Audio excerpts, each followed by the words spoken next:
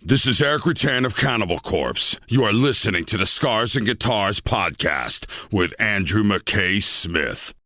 You tuned into a conversation between myself and Martin Mendez from Opeth and White Stones. The catalyst for the chat with Martin is the sophomore album from White Stones, which is actually his band. He's the fella at the center of it.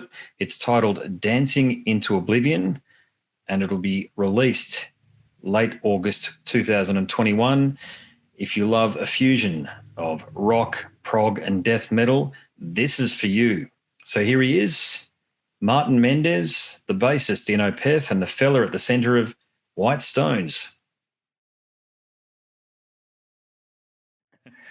How's the conversations been going for this album here? Good.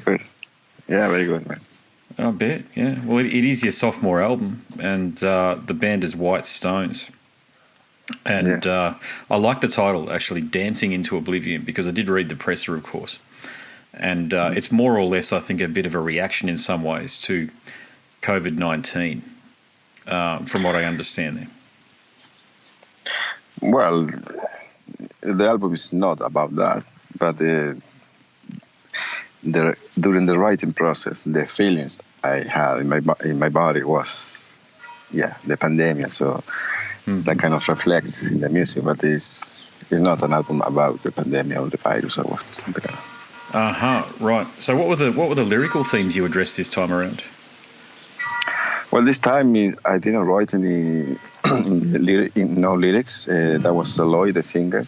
With the first album, I was more involved in the lyrics, but this time it was him, and I think they're more like social, not politics, but more like like society. Sure.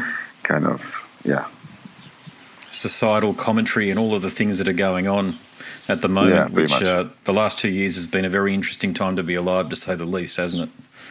Yeah, very much. So,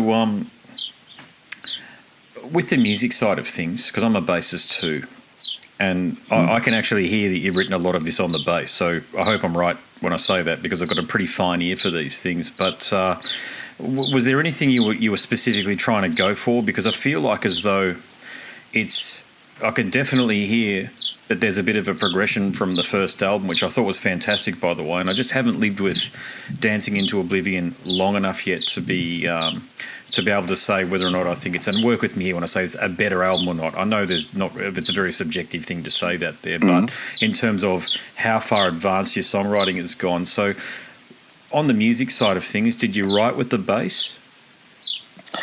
Well, some things started with the bass, but usually I started with the guitars or thinking about a drum beat.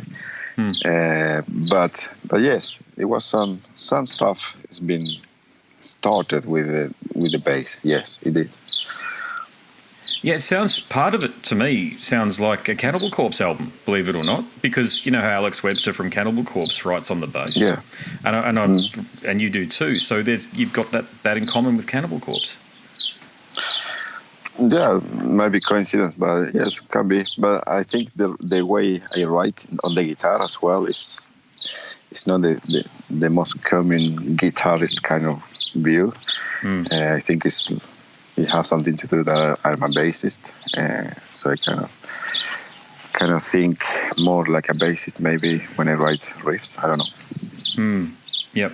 And you decided to record in Barcelona this time around, is that correct? Yeah, same as the last album. Exactly the same process. So is there a reason why you decided to record in Barcelona rather than Sweden? Well, because I'm living in Barcelona. So okay. That makes sense then. Makes complete sense. It's much easier, yeah. And the studio I used for both albums actually is the singer's studio, Alois's studio. And he lives 10 minutes from me, so it was really, really comfy to do this way, because I just could walk in the morning to the studio, even during the pandemic and the lockdown time. So, yeah, it was very comfortable to work this way. You've blended so many killer elements here. like you did the last time around. Actually, this is what I can hear you've done. You've done a bit more with Dancing into the Oblivion, and I always mispronounce the debut album. Is it Kurahei? Is that how I pronounce it? Kurahei. There you go. Yeah. Is that a Spanish word or something else? No, it's a language that the ethnics, the Indians in Uruguay used to speak back in the day. It's called Guarani. It's a language that in Uruguay we don't speak it anymore, but I think it's in Paraguay. They still speak in this language. I think it's the only country in the world that speaks. So yeah, it's an old language. Well, I guess that hints at another point that I wanted to make was that I just find Spanish musicians are experts, as you are here, at mixing together so many different styles. So what you've done is death metal, prog, jazz fusion, and rock.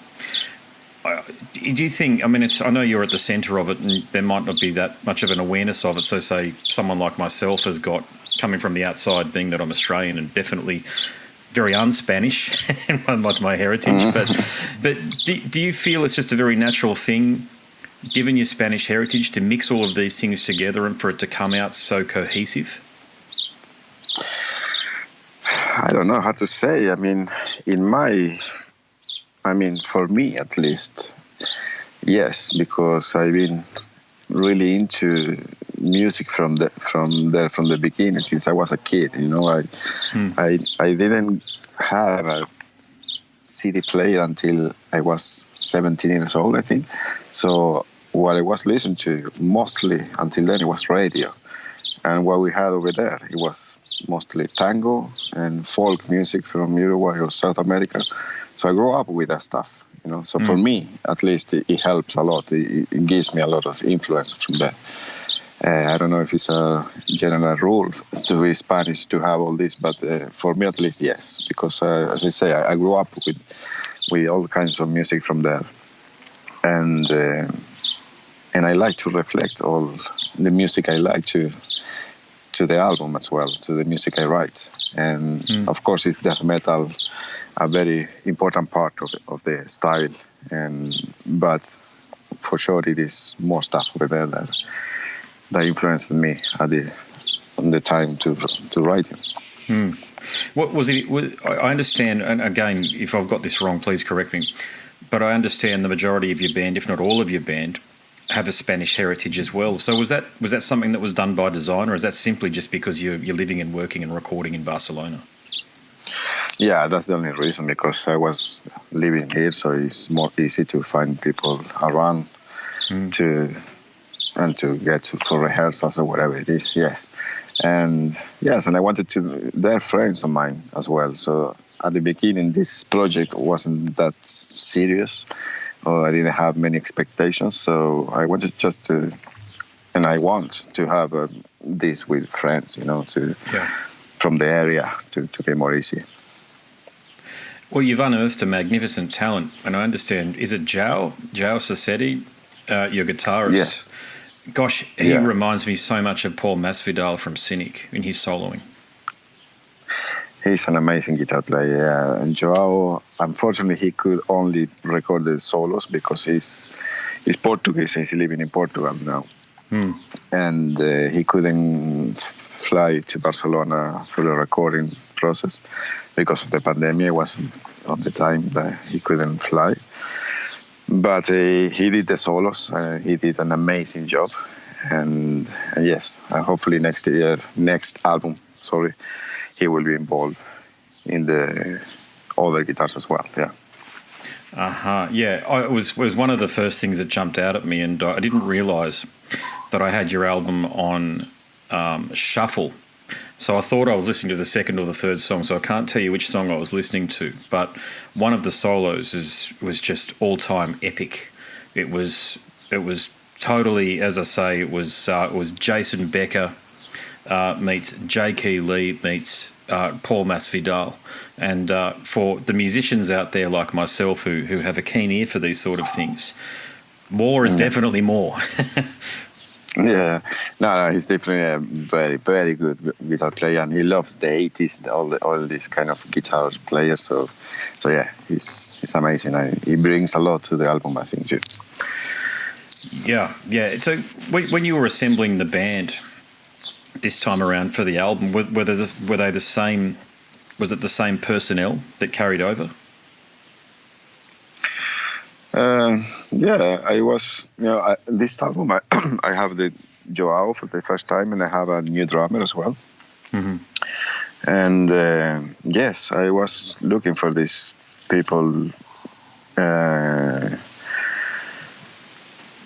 Because they had to know how to play all the stuff, just not metal, And these guys are fits perfect for this style. Yeah.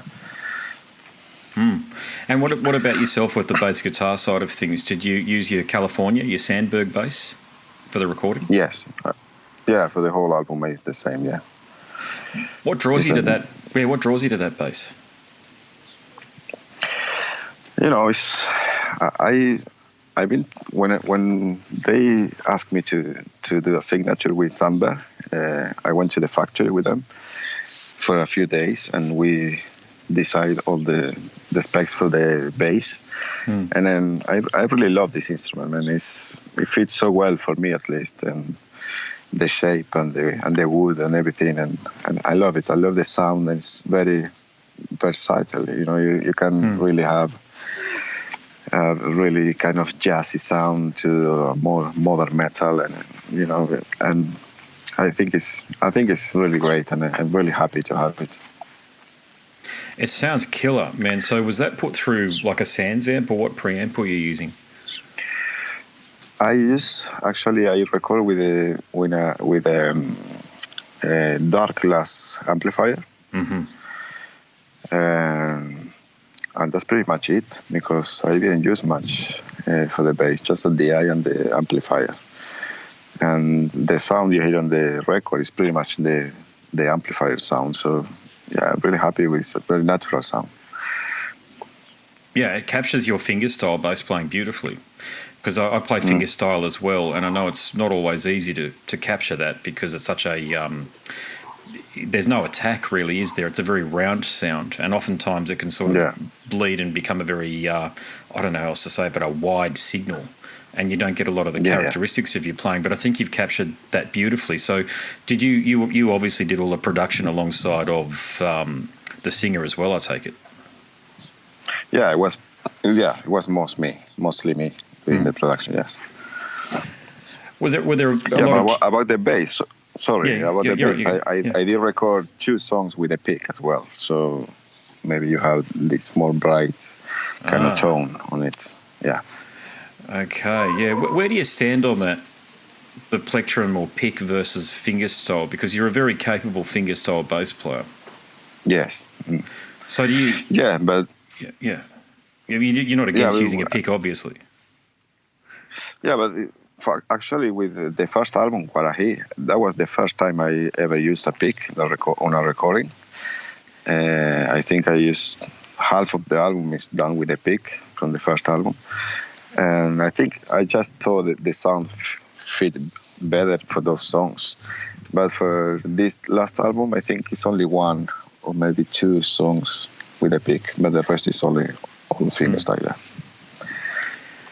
I think for people who aren't musicians, it might be difficult for them to get their head around that playing the pick on the bass compared to playing with your fingers, it's almost 2 different instruments in so many ways, because the rhythmic approach changes so drastically.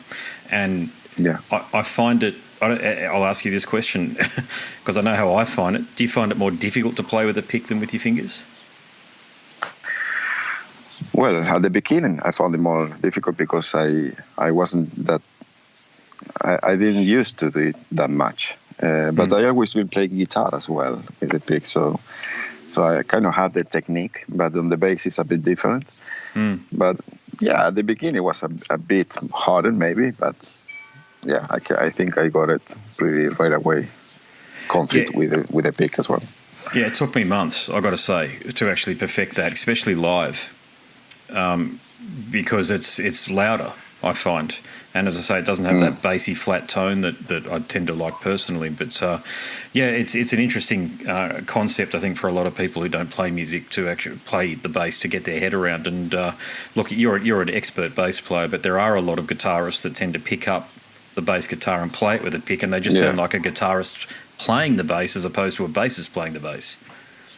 Yeah, but for me it's more like a kind of sound I want to reach, and sometimes with the fingers you cannot get that kind of metallic bright on the top. I don't know how to explain, but Yeah, you get a good epic.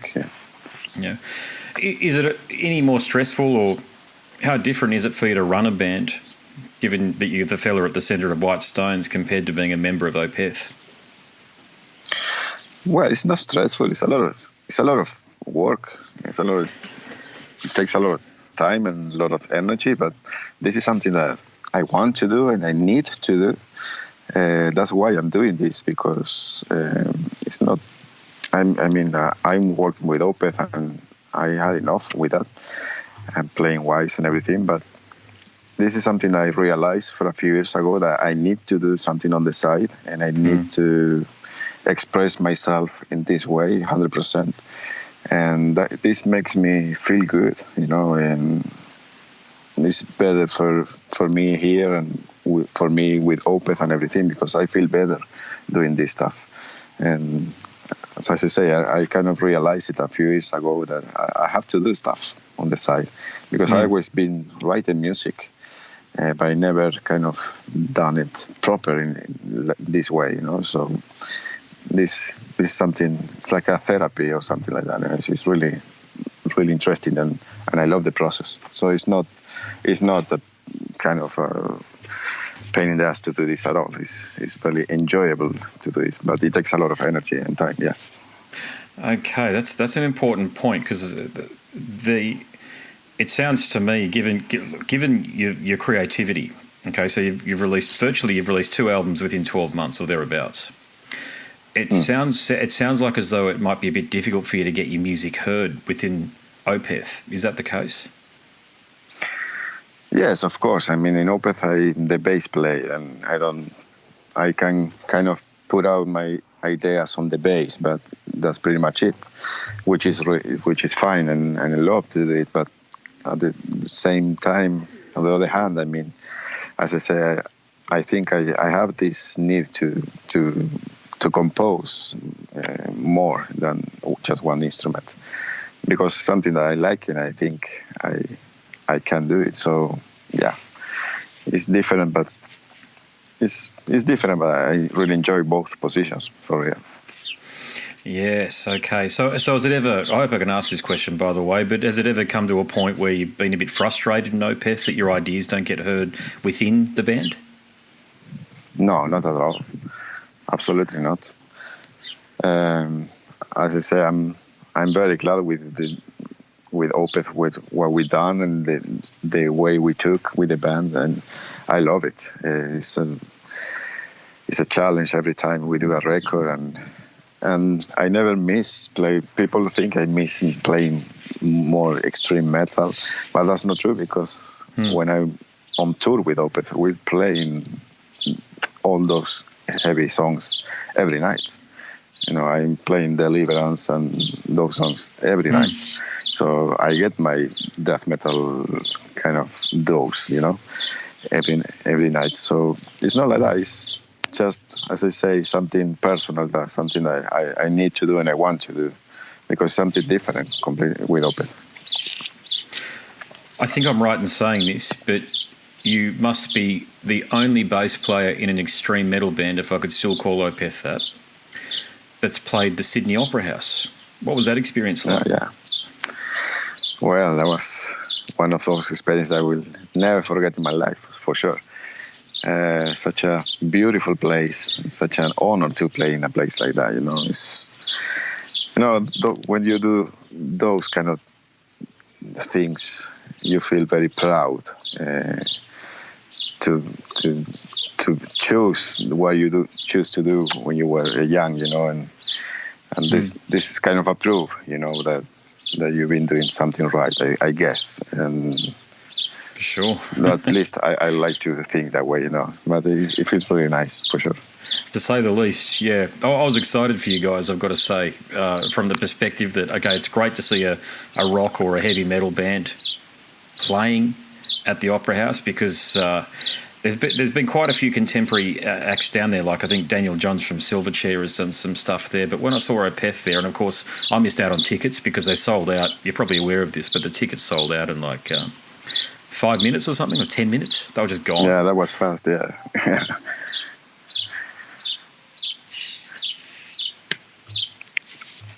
But you didn't have the chance to go.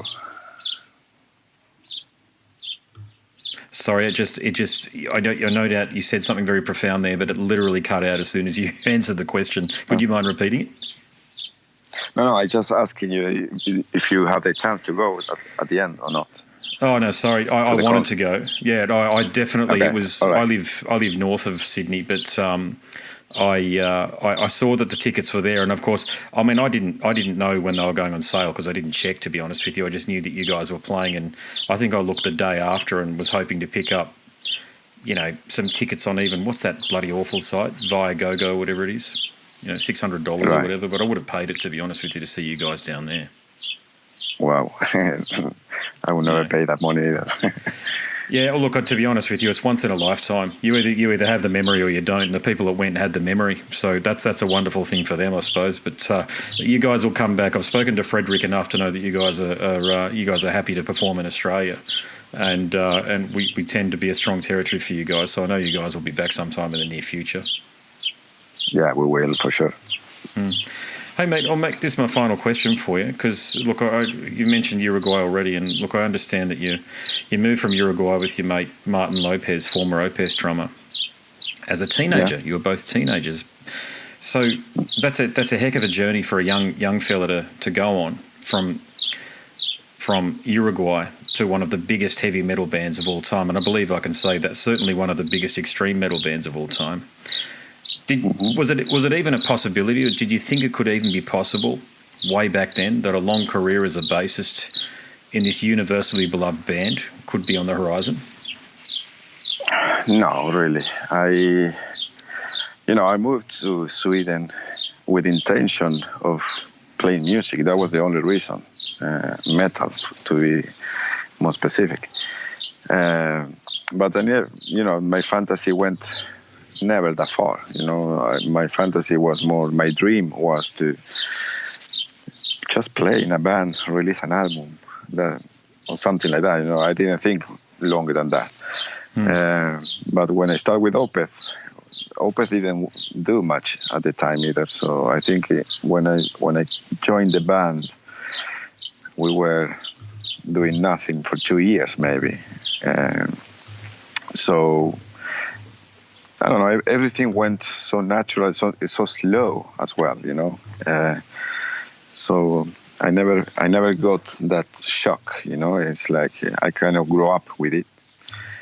But as I say, my intentions were never like I want to be a rock star and do that. I could never imagine to do what I'm doing now back then. Yeah, actually, I said that was my last question, but I'll make this my last one. If you could pick a career highlight, what do you think it would be so far?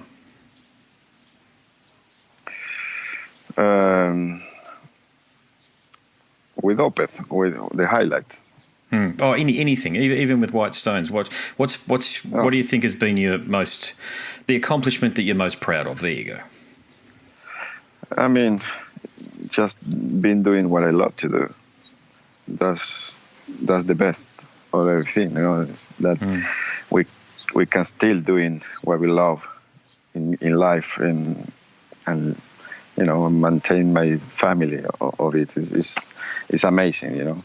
I've been having lots of other jobs in the past, and once we start living on the music, you really appreciate life in that way because it's a hard thing to do, and I'm really happy that it went this way. It's always great to see a career bass player succeed. You know that? It's always great to see someone like yourself actually doing it and being able to make a living from it, because you are literally one in 10 million to be able to do that. Yeah, I know. It's a tough work for this and business, but as I say, I'm really grateful and I was trying my best for that too, because I think I have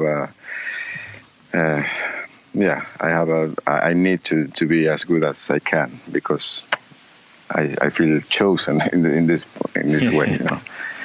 Yeah.